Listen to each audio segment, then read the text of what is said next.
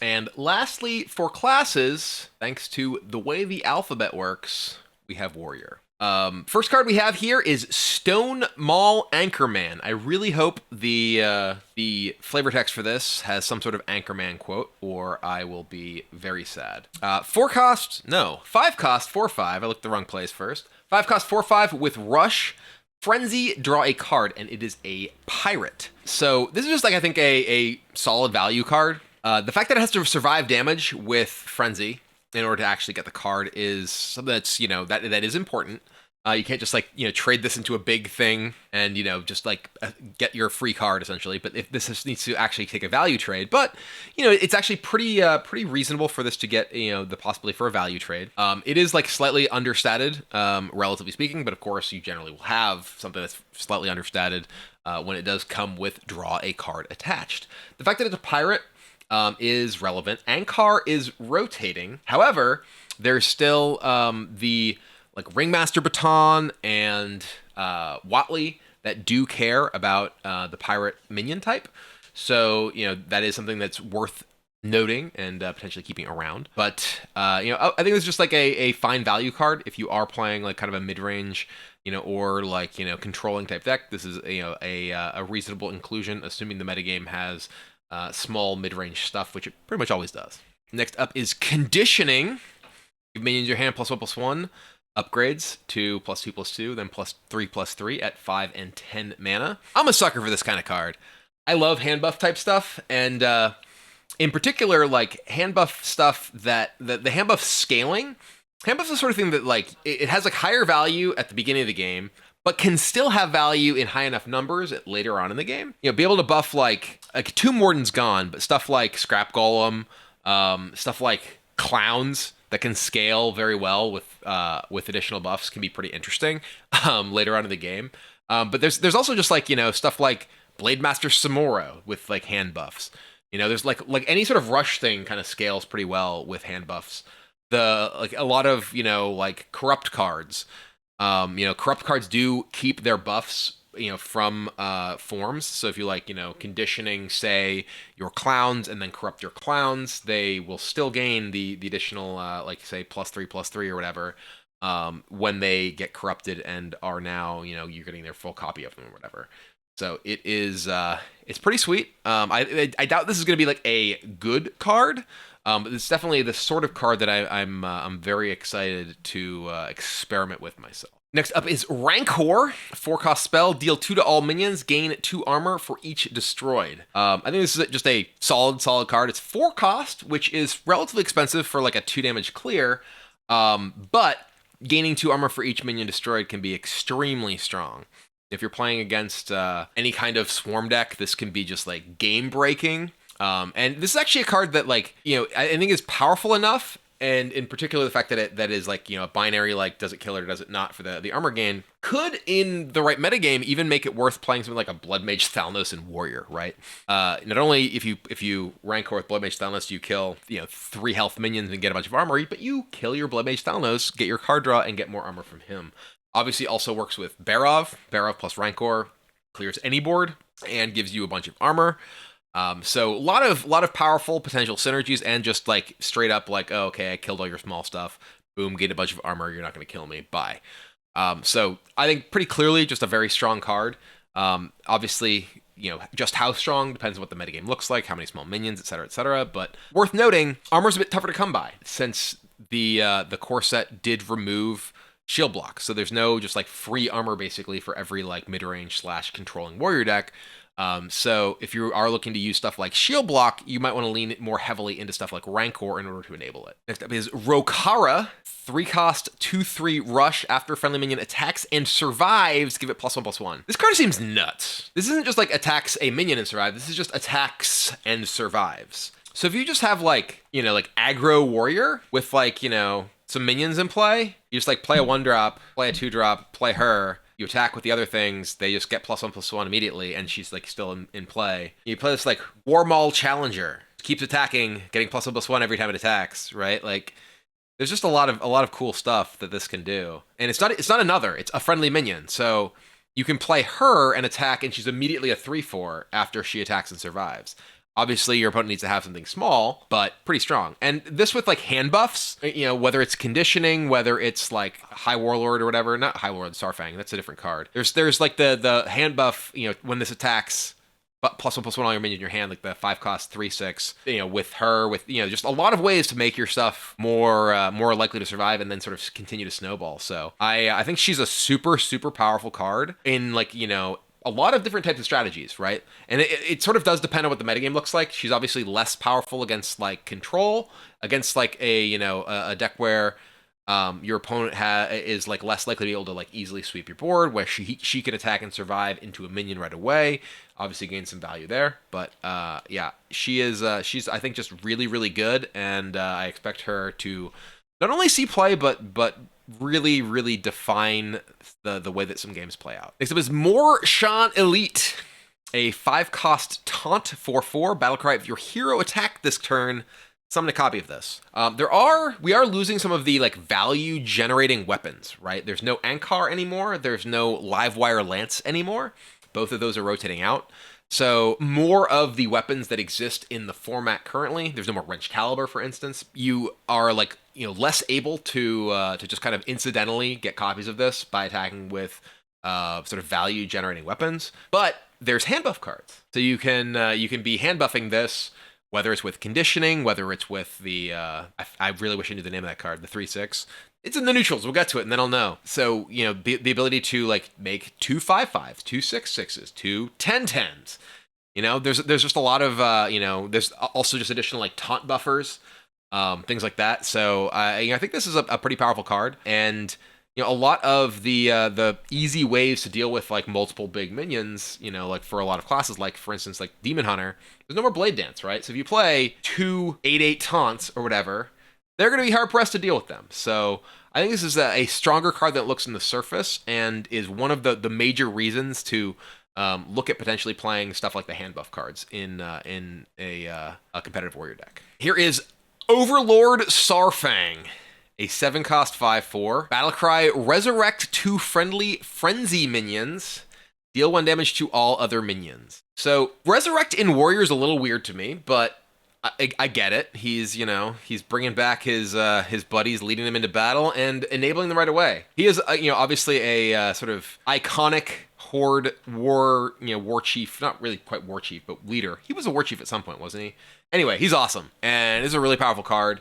Obviously contingent on what sort of frenzy stuff there is. There's the like, even just like Blademaster Samuro. Bringing Blademaster Samuro back is a little bit less impressive because, a lot of, I think what makes Blademaster Samuro potentially powerful is like, buffing him, bringing him back and just doing 1. It does end up, clearing your opponent's board of anything that's 2 or smaller. But there's also just like, a lot of other powerful frenzy triggers you can find. Obviously this is somewhat contingent on like, what other powerful frenzy things are around, but even just by, itself, and this with like basically incidental frenzy guy, like, the first guy we talked about, the, frenzy draw card. Okay, this is 7 cost, put 2 4/5s and a 5/4 into play, draw 2 cards. Ugh, that's like super strong, right? So, obviously, a enabler for a frenzy deck, and one that could be a really big payoff. Next up is Bulk Up. This is from my gym stream, for copying me. I now have +1/+1 in taunt. Actually, I already had taunt, but now I have +1/+1. Obviously, this is, especially strong with something like the, copy guy. You end up with 5/5, multiple 5/5s. Boom. I don't know how powerful this is. Like, this depends quite a bit on like, what sort of taunts that exist. But I do think that specifically the one that we were talking about earlier, who summons a copy if you attack this turn, is, quite powerful. You're generating multiple, you're buffing the guy who copies himself, and then you're copying him again. You can get like just a bunch of 5/5s or bigger. Works very well with existing hand buffs because it, buffs it, and then additionally, you carry forward any hand buffs that it already had. So hand buff taunt warrior is something that I had experimented with before. There's no Into the Fray anymore that has rotated, but this could be, a powerful option for that style of deck because it doesn't necessarily focus on having, just a bunch of taunts, but getting additional copies of an individual one that's buffed up can be pretty powerful. Next up is Outrider's Axe. A 4-cost 3/3 weapon. After your hero attacks and kills a minion, draw a card. I think that for a like, mid-range / control deck, this is a really strong card. Obviously being able to hack down minions and draw cards is really good. Much less powerful, obviously, as an aggressive tool or in like a control mirror. But yeah, I think this is just pretty obviously like this card's great, right? Potentially draw 3 cards attached to a weapon that is, already giving you card advantage by attacking and killing things. I think this is the sort of card that like, people really need to keep in mind and potentially try and play around. Just its mere existence is like, okay, well, I don't like, say you're playing like mid-range paladin against a warrior, right? Maybe you don't even want a hero power, because it could enable your opponent to draw cards with Outrider's Axe. So I do think this is like a card that will very likely be extremely popular, and will also be something that like really will like shape the way that people decide to play games against warriors. Next up is Warsong Envoy. 1 cost, 1/3 Frenzy, gain +1 attack for each damaged character. This is a pretty interesting card. Obviously, very important that this is coming in when Risky Skipper is rotating out, or else it's just kill people in like 1 attack. You'd be like, Envoy, Risky Skipper, minion, attack you for 30, you're dead. I think this is interesting because it is like an early minion for warrior that like can potentially scale like pretty dramatically. It's each damaged character, so it works on your opponent and you as well. It's not just minion. But yeah, give you a possible aggressive option early. Important to note, Battle Rage is gone. So, you can't be like just throwing out, cheap minions and enabling Battle Rage and drawing a ton of cards. So like there's a pretty big cost to just playing a 1-drop. So it needs to be much higher impact than it would before for a lot of warrior decks. And this guy, like I said, can be pretty explosive and gives you a pretty big payoff for playing big like AoE effects. It is sort of weird. Like this guy's obviously kind of at odds with like Saurfang. It feels like if you're playing like, Saurfang as like kind of your capper in your Frenzy deck, that you'd want to be playing like mostly like mid-range to big Frenzy guys rather than getting like this as kind of your payoff. And lastly, speaking of Frenzy enablers and payoffs, this is both. Well, not really a payoff, but it is it does give you, more reasons to AoE. 4 cost, 2/6, Battlecry and Frenzy deal 1 damage to all other minions. So this is like Frothing Berserker's best friend, right? You play your Frothing Berserker, then you play this, then you're like, okay, like damage this, AoE again. You can literally just like kill someone, right? On like turn 4 with like this and like, some other way to activate him. With like Frothing Berserker into like any board. There's like, bleh. I do think that with the Frenzy stuff and with sort of the more kind of like proactive stance of some of the warrior stuff, that we may see kind of a resurgence of Frothing Berserker. There's also a lot of the things that Frothing Berserker was vulnerable to for against a lot of classes that are like gone, right? There's no more Swipe or Wrath in Druid. So like a lot of classes, and there's no more like Eviscerate and Rogue. There's a lot of ways to kill Frothing Berserker that are no longer around. So I'm curious if the combination of like the introduction of Frenzy and things that like, care about damaging guys and damaging your own guys, and the removal of a lot of the better, more efficient ways to kill a Frothing Berserker means that we'll see more Frothing Berserker. That's at least where my head is at when I'm looking at a lot of this stuff. And, also sort of like a lot of the changes to what cards Warrior has access to. It feels like, with like Korkron gone, with Battle Rage gone, with Shield Block gone, you have a lot of the sort of the directions that they went for a while that aren't necessarily available anymore. And maybe you go back and look at the Frothing Berserker smash you in the face plan that can, like with like Saurfang, for instance, right? Imagine like having a Frothing Berserker in play, playing Saurfang and bringing back a Whirling combatant. It's just like, okay, well, I just filled my board and just killed you because I triggered, my my Saurfang triggered this, which triggered, this again, which everything's dead. That's what I feel like we're likely to be for Warrior, is the world of Frothing Berserker. And we're finally on to neutrals, starting with Barrens Trapper, a 3 cost 2/4. Your death rattle cards cost 1 less. Anything that is a cost reduction, as I always say, is something you really need to pay attention to. This is no exception, and in particular, the fact that this is your death rattle cards cost 1 less can be used with anything that costs 1 and just play for free. And it's a 4 health minion for 3, which is not super easy to remove. So this could be used to, ramp into, 5 or 6 drops without necessarily being super easy for your opponent to remove. You could easily imagine this being included in like a Death Rattle like Zoo style deck, right? With Possessed Villager, with Nerubian Egg, or in like, Hunter, anything like that. I don't think this is likely to be like an all-star style card. It is, a little bit more expensive than most of the powerful cost reductions such. But I do think it's definitely something that's worth keeping in mind, especially if you're able to, play this, then like protect it with like a death rattle taunt, play this into like, say a gray bow or whatever, and now suddenly it's really difficult for everyone to get through it, and you continue to persist to this death rattle reduction. So I certainly don't think this is as powerful as a lot of the previous cost reduction stuff that we have seen, but I certainly think that this is the style of card that you need to keep in mind and pay attention to because it does have potential. Next up is Venomous Scorpid. 3-cost 1/3 poisonous. With Battlecry, discover a spell. It is also a beast, which is pretty relevant. The fact that it is a 1/3 poisonous for 3, like that's a non-trivial combination of stats and abilities.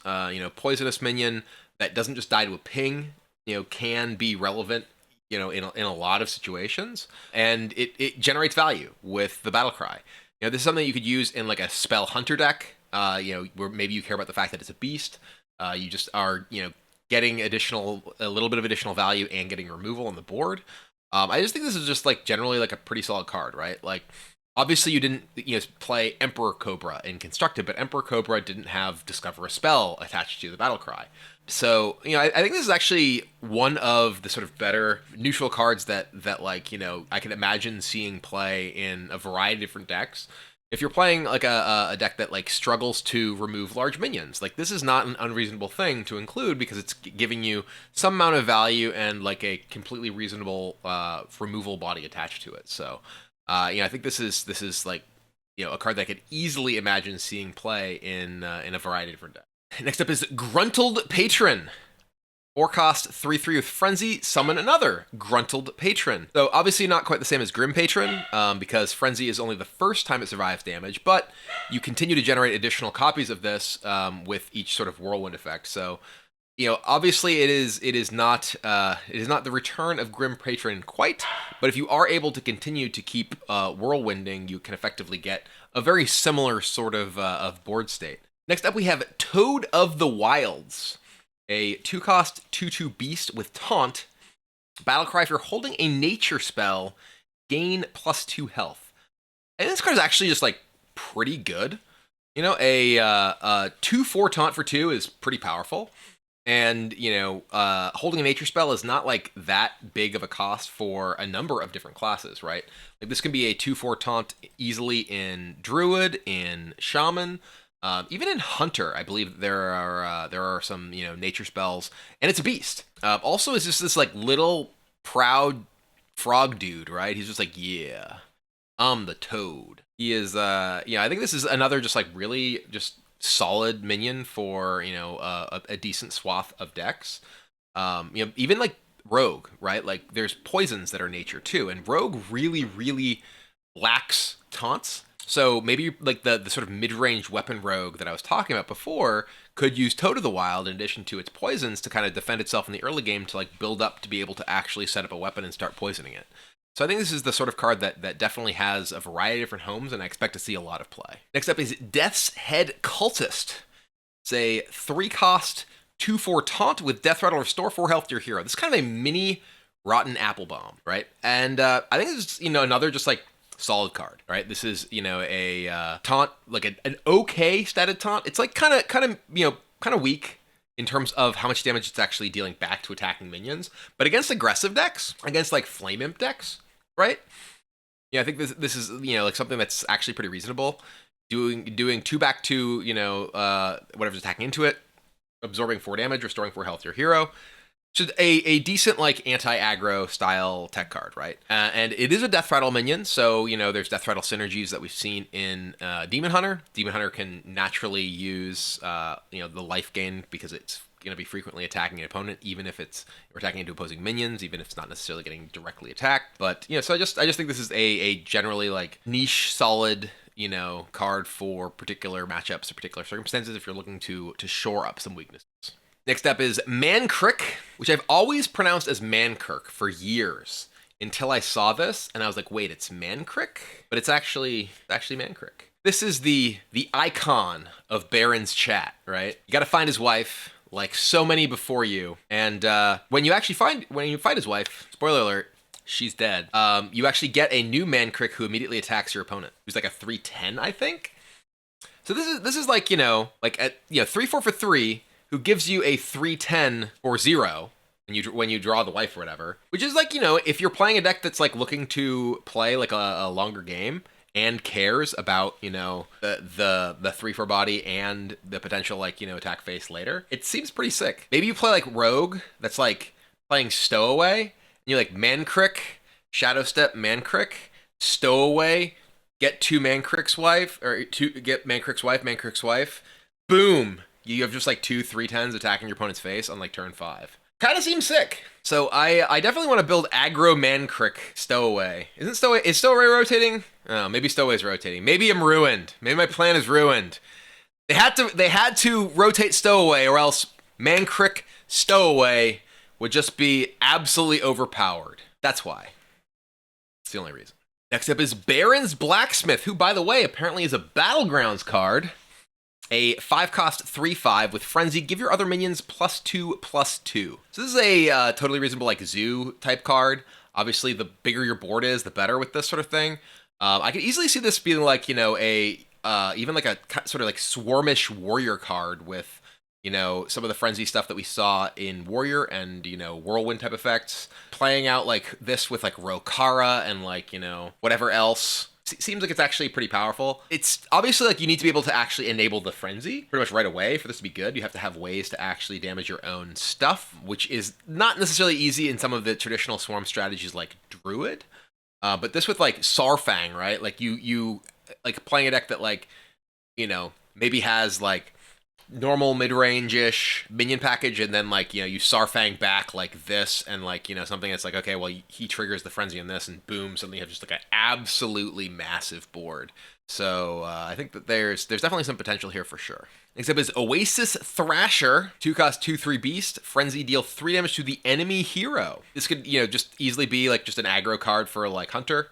If you don't really care quite as much about beasts with no kill command, but like, being able to like trade and hit face and be a beast if you do have like, dire frenzies or whatever. Imagine dire frenzying this, right? You end up getting like, 5 6s for 2 in your deck that deal 3 to the opponent whenever they take damage. Use like Og Merchant with it, like get 3 free damage off of it. Just I think overall a pretty decent card that can give you a little bit of extra reach in an aggressive deck. Next up is Burning Blade Acolyte, 5-cost 1/1. Death Threat will summon a 5/8 demon spawn with taunt. This is the sort of thing that can be like pretty powerful, like a frenzy type deck that's looking to damage your own stuff. Obviously, pretty easy to kill yourself. A 5/8 taunt for 5 is pretty powerful, right? But obviously, you have to get some pretty significant ways, pretty easy ways to kill the minion itself. Like this actually seems like it could be a pretty powerful like death rattle to be including in like maybe like the Demon Hunter decks. Which like get like the what's his name, who like can summon 3 things that cost 5. Boom! You can like play that, Terran Gorfine them. Boom! This with like Baron Rivendare. This is obviously like one of the really like insane things to Baron Rivendare, because like so much of the power of it is tied up in the death rattle compared to a lot of other things. It's just like 5/8 taunt for 5 is insane, right? So if you have like some sort of whirlwind effect that can easily kill it, some way to like sacrifice this. Maybe you play this with like Darkmaster Gandling, you like get like the 5/8 taunt and the student. But yeah, I think that like this is one of the strongest like death rattle payoffs, and so I definitely think that there will be death rattle decks that are looking to abuse it for sure. Next up is Lush Water Mercenary, 2-cost 3/2 battlecry. If you control a murloc, +1/+1. Obviously, murloc decks have a lot better payoffs now, a lot better just like overall minions, because they're not carried by War Leader. This with the Shaman 1/2 that has Death Threat will make a 1/1 Murloc. Just getting a 4/3 Murloc on turn 3 is pretty powerful. So yeah, I mean, I think this is pretty clear. Like just really good stats if you happen to be a Murloc deck that has a Murloc that can play and survive in turn 1. Next is Talented Arcanist, 2-cost 1/3 battlecry. Your next spell this turn has spell damage +2. You've seen things like this before that were like okay, I think at best. I feel like there's enough good spell damage minions, especially with like the Imprisoned Phoenix, that you don't necessarily need to lean on like stuff like this, which is like the one-use spell damage. But this is a neutral compared to being in a particular class. So Maybe you're like looking to, get additional spell damage on, I don't know, hunter spells, right? There's not really necessarily that much hunter, spell damage stuff. Maybe you're going to use this with like the bola shot or something. I don't know. It is like, something that's more generally accessible than the Phoenix and such, but I find it not super likely that this is going to see that much play, considering the spell damage classes. The classes that really like spell damage already have access to some pretty powerful spell damage stuff. That's more consistent and pretty powerful. Next up is Hecklefang Hyena. 2-cost 2/4 beast with battlecry, deal 3 damage to your hero. Obviously a 2/4 for 2 is pretty strong. This is like, flame impish, but obviously a neutral. Could be a powerful card in like, a druid deck or hunter deck that cares about, establishing a solid beast early on. This is, something that like, I mean, maybe you actually play, like, isn't Houndmaster actually still around, right? I actually forget if Houndmaster rotated. Did Houndmaster rotate? Houndmaster's out? Oh, there's no Houndmaster. Okay. There's actually not that many reasons for Hunter to actually care about having beasts in play outside of like Dire Frenzy now, right? Which is sort of weird. But either way, I do feel like this is just, like if there are things that care about beasts in like Druid or Hunter, having a solid beast in play is that like, 4 health is a lot for 2. This can help you contest the board. This could be, pretty powerful. Like, say in just like Priest, right?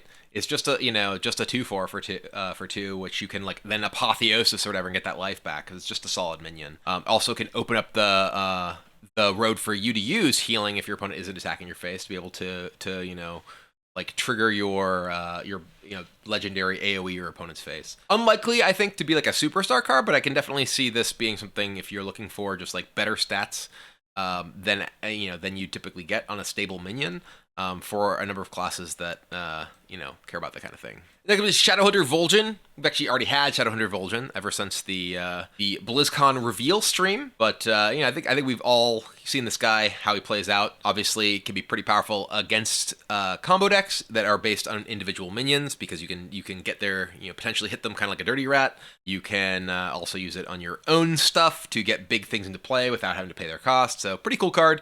But I think we all are pretty familiar with this one already. Next up is Crossroads Watchpost. A 4-cost 4/6 can't attack. When your opponent casts a spell, give your minions +1/+1. This card is kind of meh, because you need to have significant number of minions and your opponent casts spells for this to really do that much. Maybe this is good with like stealth minions, right? Maybe you have this with like stealth minions that your opponent can't just easily interact with. They can't just like kill them with their spells.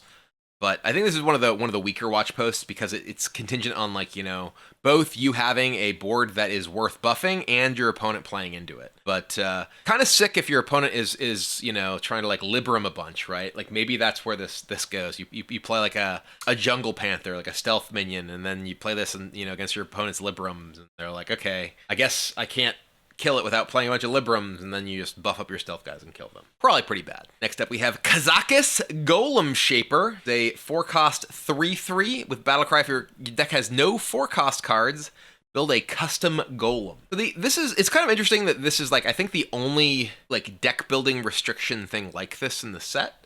Kazakus was previously obviously a Highlander card, but the custom golem thing, very similar to the custom potion that he built before when he was around in Gadgetzan. So the way that the Build a Golem thing works is very similar to the Build a Potion thing from his previous iteration, where you choose a cost, 1, 5, or 10, which you get a 1/1, a 5/5, or a 10/10 of the appropriate cost.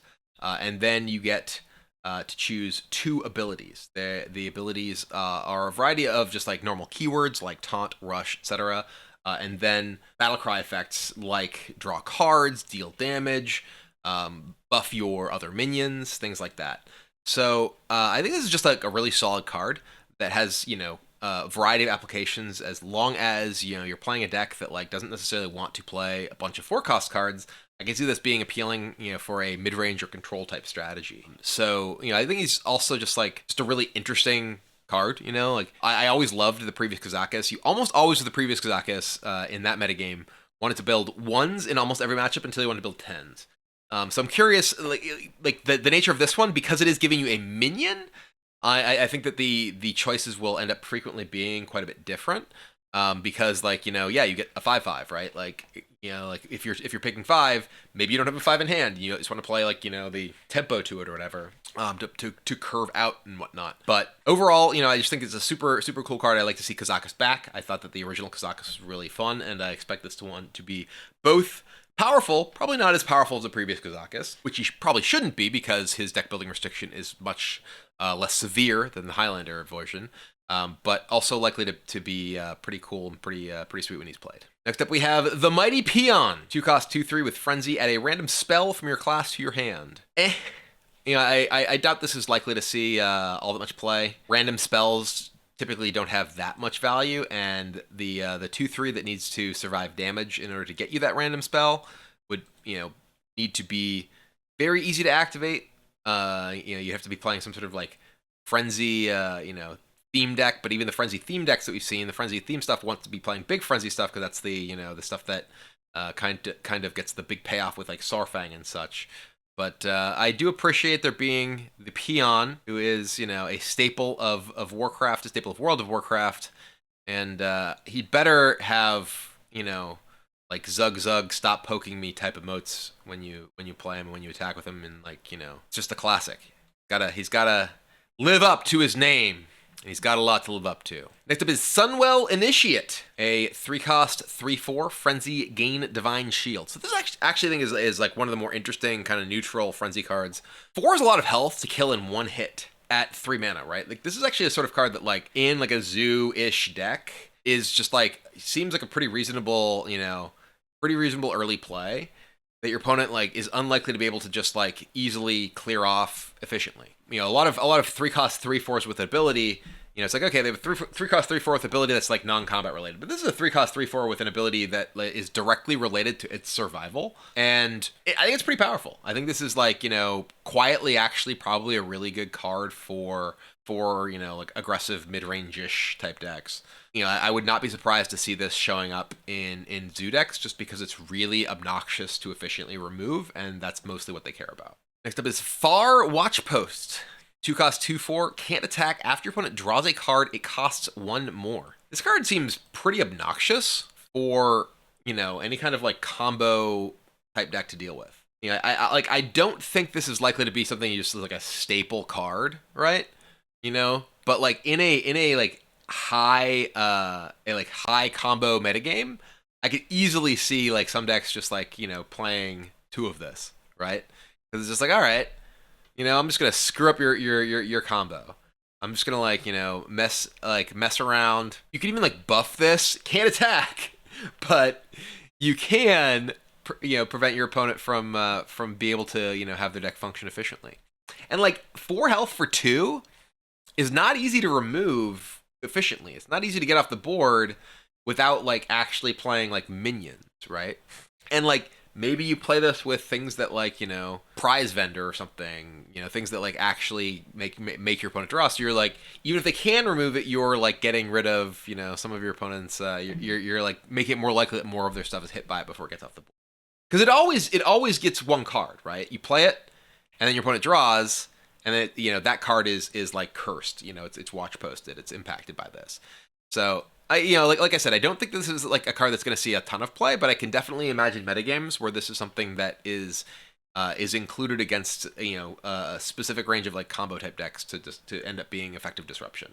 All right, next up is Gold Road Grunt, a 5-cost 3/7 taunt with Frenzy, gain armor equal to the damage taken. It's the first time I'm actually seeing this card. I think this is like one of the like late dumped cards.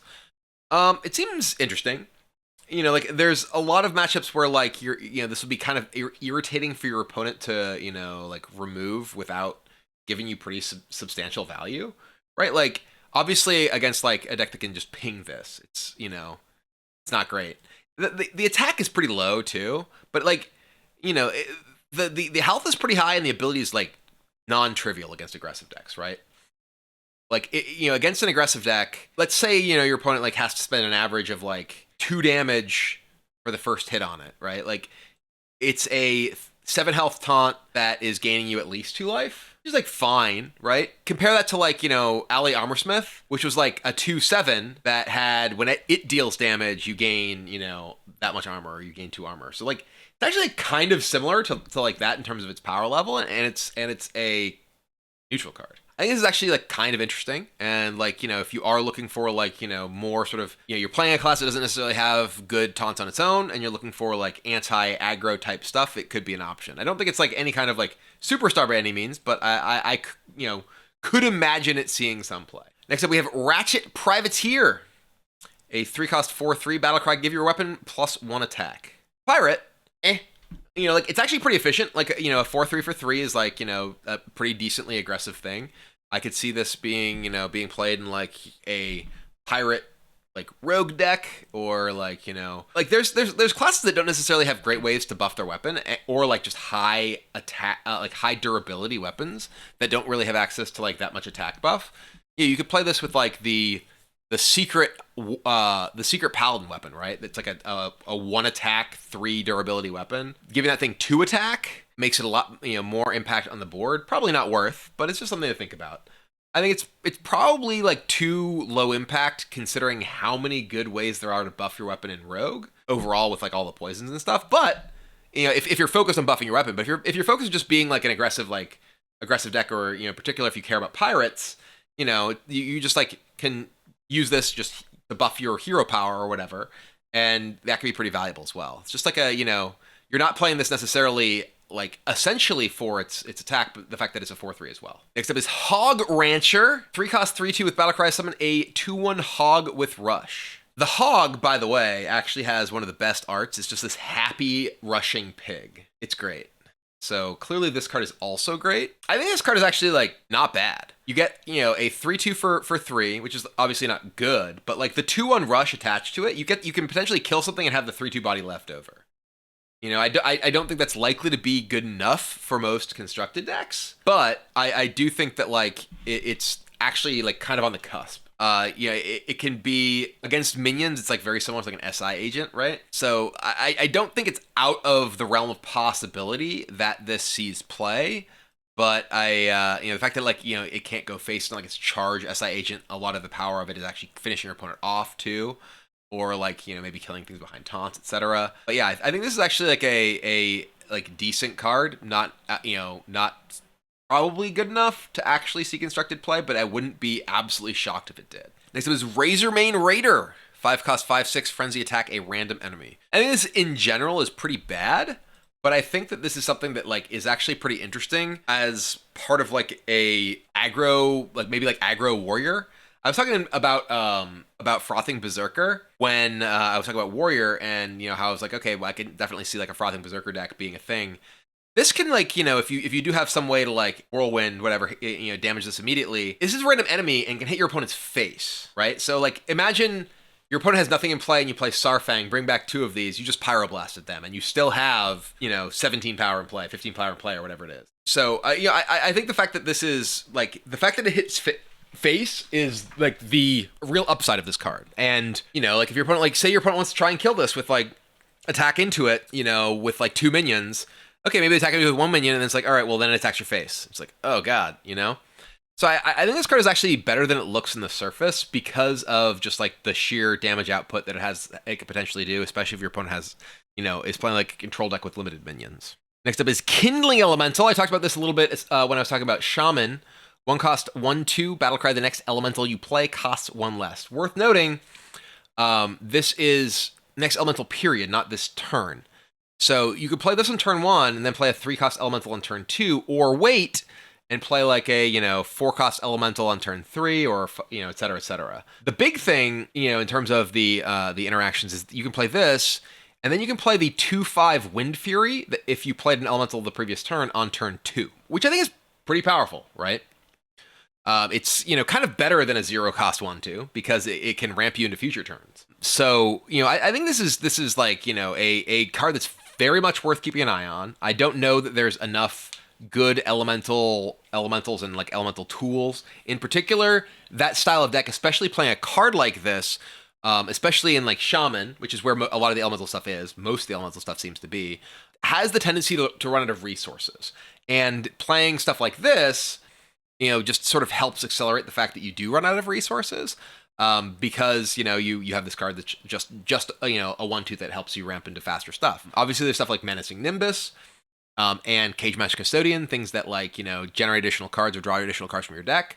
But I think that's my biggest concern with those elemental decks right now, is just kind of running out of stuff due to being shaman and having this cards like this in your deck. But I do think that the tempo of this into some of the elementals, in particular the Wind Fury guy, can be very, very powerful. So I think it's worth keeping an eye on. Next up, we have Blademaster Samuro. A 4-cost 1/6 rush with Frenzy, deal damage equal to its attack to all enemy minions. Now, obviously, this is a card that, can be used straight up as okay, I attack, I AoE your team for 1, but I think mostly wants to be used with some sort of hand buff or otherwise, buff stuff. It is, I think, unfortunate for Samuro that aggro rogue is so powerful right now, because Nitro Boost Poison being nerfed to 2 dramatically impacts how effective it is in combination with Samuro in either a rogue or a warrior deck. But this with any kind of buffs is extremely powerful. There's also a diamond version, one of the 2 diamond cards. So I think this might see an inordinate amount of play simply because it does have a diamond version, and people are like, I want to play with my fancy card. Probably it will end up seeing more play than it ought to.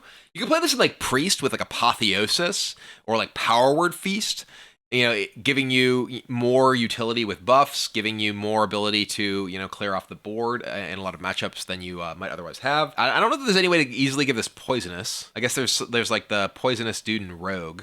But yeah, so there's obviously a lot of potential synergistic stuff with him. I think straight up, he's not that good, right? You need to buff him, you need to have something going on with him. So he'll only really see play in sort of combo type situations, but those combos can be really, really powerful and can be kill all your opponent's stuff, gain a bunch of life, or just kill all your opponent's stuff no matter how big it is. Next up is Taraho Brave, a 6-cost 4/8 with Frenzy Destroy a random enemy minion. It's a lot of stats.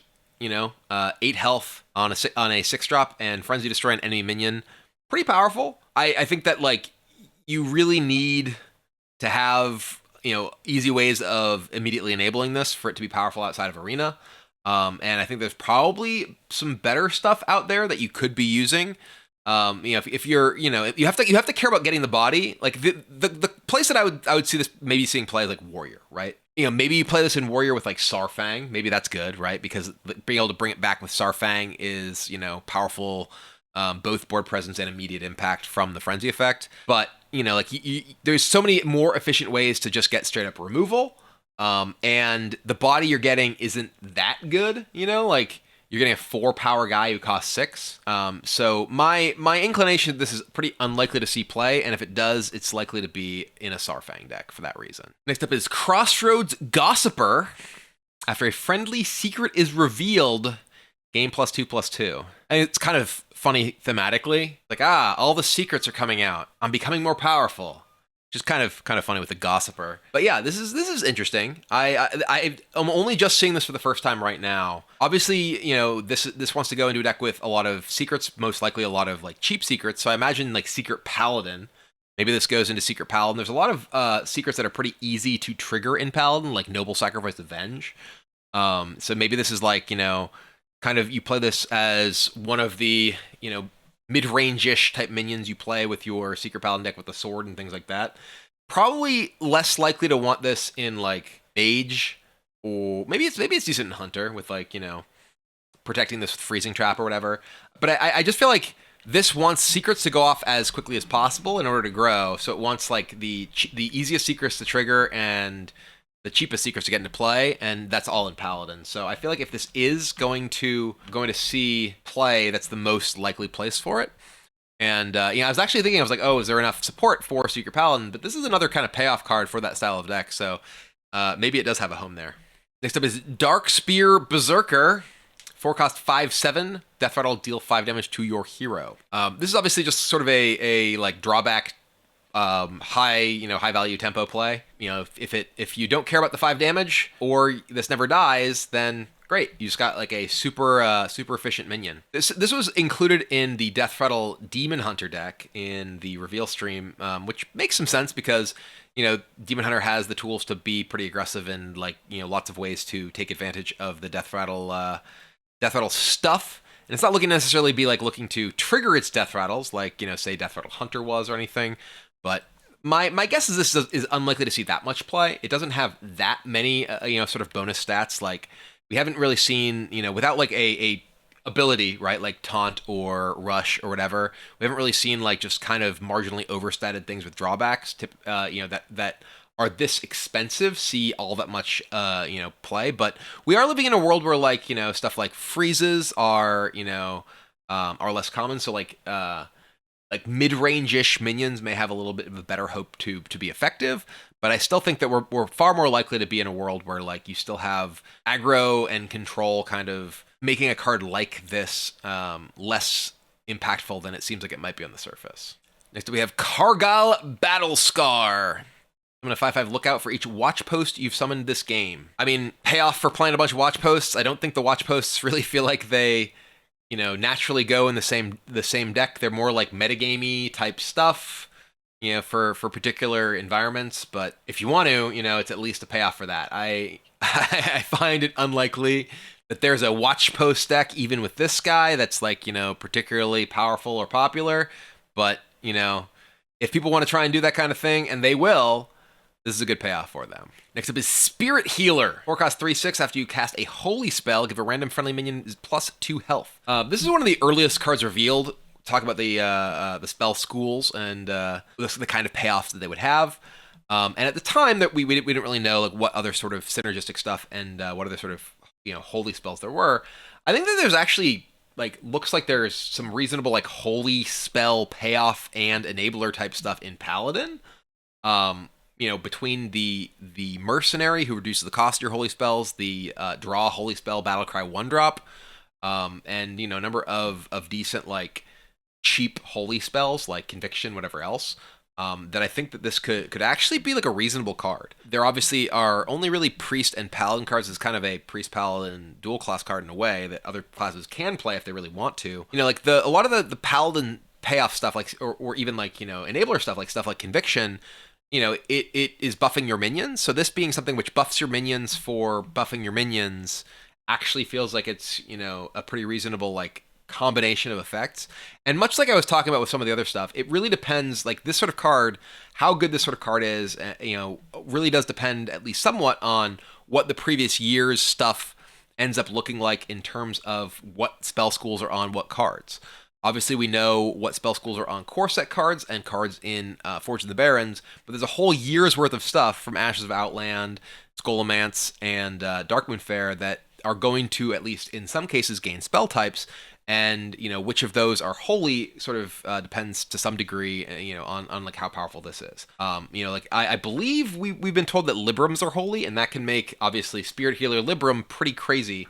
If you are you're looking to, you know, cast a bunch of Librams and, you know, all of a sudden, boom, you have a gigantic board.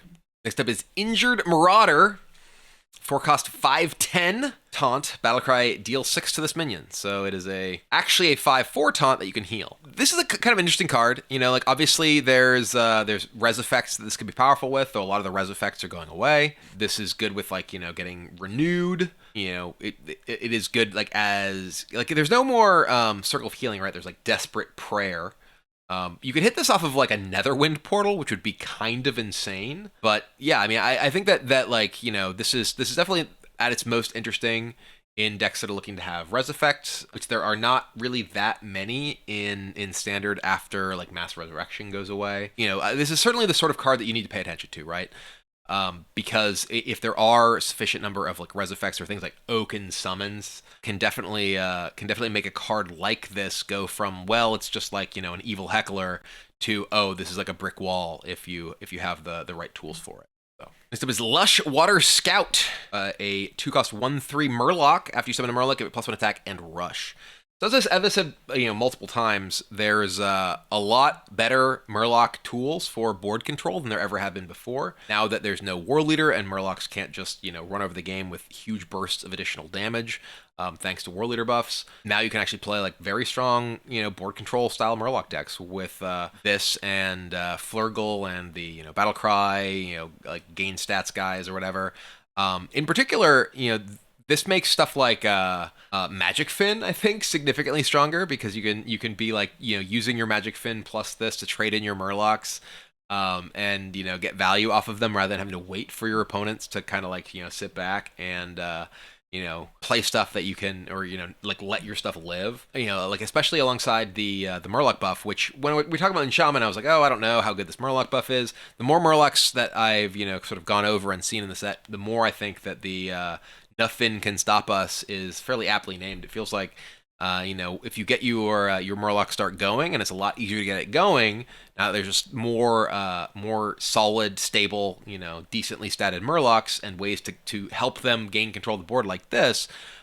You can build up a big board pretty easily, and then boom, suddenly buff them +2/+2 and end the game. So definitely a lot of solid stuff out there to support Murloc strategies in this set. Next up, we have Primordial Protector. An 8-cost 6/6 battlecry. Draw your highest cost spell. Summon a random minion with the same cost. This is pretty much a Spiteful Summoner, but is a value-generating Spiteful Summoner with a bigger body itself. I think this is gonna have a pretty similar home to Spiteful Summoner, which is going to be, decks that have big stuff. The fact that it is specifically your highest cost spell means that you aren't as like deck building restricted like you were with Spiteful Summoner. You could just play Primordial Protector in a normal deck that just happens to have like 2 10-cost spells, right?